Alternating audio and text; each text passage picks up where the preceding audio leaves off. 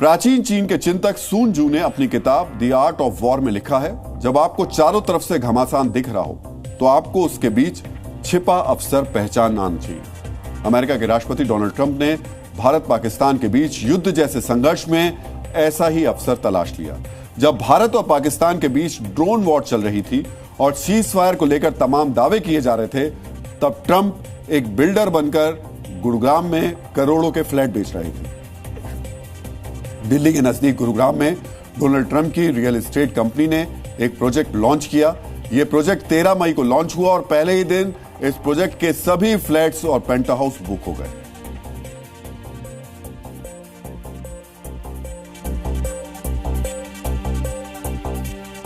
एक ही दिन के अंदर पूरा प्रोजेक्ट बुक हो गया।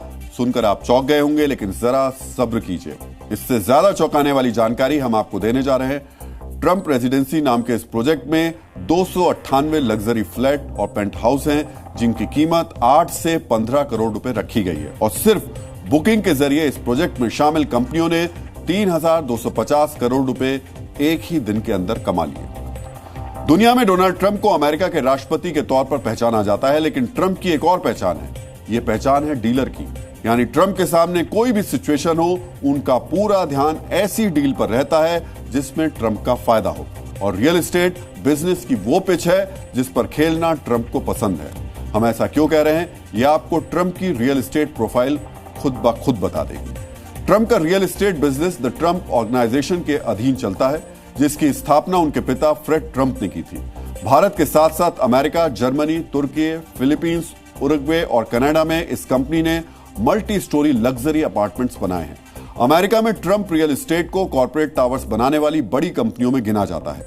रिहायशी और बिजनेस सेक्टर के साथ साथ ट्रंप की कंपनी होटल्स और गोल्फ कोर्स भी विकसित करती है।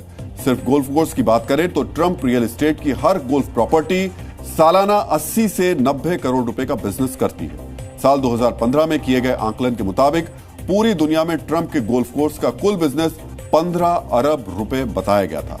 ट्रंप की बिजनेस प्रोफाइल आपने देख और समझ ली।